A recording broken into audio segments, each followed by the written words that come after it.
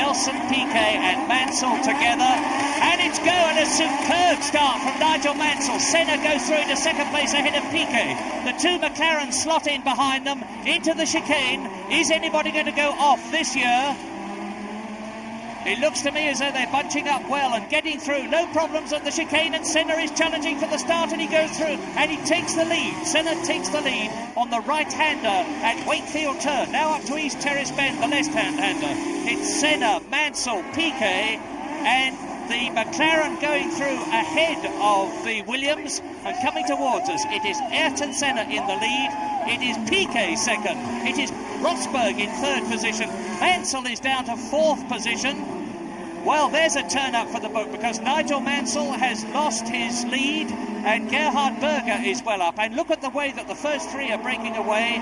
Senna, the Williams and the McLaren absolutely together, and Piquet going through and trying to take Senna. One Brazilian passes another, and we've got a third leader before even one lap has been completed.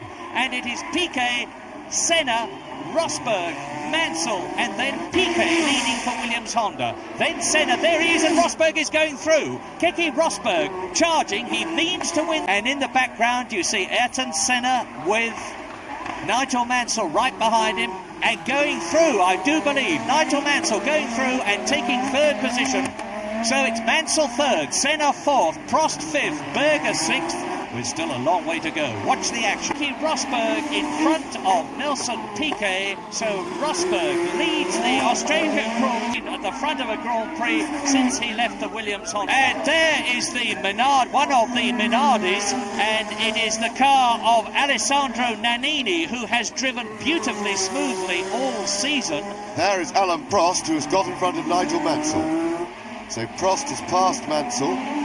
Prost now in third place, and Mansell at the moment in fourth place, but still in the championship winning position, courtesy of Keke Rosberg, who's out front. Filling straight, 8th Ricardo Patrese, 9th Gerhard Berger, and off speeds Piquet! Wowee! Now, Piquet goes off, Prost goes through. Now we have the two McLarens, first and second. Rosberg leads and Prost is second. This could change the race. And Mansell went through, so that's put Mansell into... Alain Prost on lap 33 is into the pits for his expected tyre change at about the right time. And this is a bad change by modern standards, over 17 seconds, and that is not good. That could be critical. Kay is certainly going, he's certainly intending to have second place, and he takes it. And Nigel Mansell didn't fight there. I think, as James has suggested, Nigel Mansell is using every ounce of acumen and experience and letting Piquet go through, knowing that if he stays where he is, he's still going to be world champion. Sympathy and all the other appropriate words for Keke Rosberg. He may have been prepared to move over. And look at that! And colossally, that's Mansell!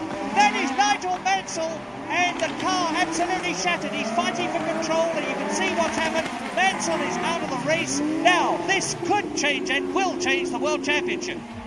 What an absolute tragedy for Mansell. Obviously, the tyres went at almost the same time as Keke Rosberg, so there's a wear problem. Piquet must be made aware of that by radio, because as we'll be here, we're going to see what happened again, and that's an absolute tragedy, because that means that poor man's moment. Into the pits goes the Williams. And I wouldn't be at all surprised if his team didn't call him in, because they will have seen on a TV monitor that two people have lost these tyres. Nelson was running the same tyres, and so Prost is now a favourite to win the World Championship if he can hold on. And Alain Prost is virtually within sight of his 25th Grand Prix, his second World Championship, an absolutely superb achievement. You have seen the crowd rising to this popular little Frenchman who has demonstrated yet again that he's the driver of the day, and he takes the checkered flag. He wins the Australian Grand Prix. He wins the World Championship of 1986. Absolute euphoria in the McLaren pit. Look at him, he can hardly believe it himself.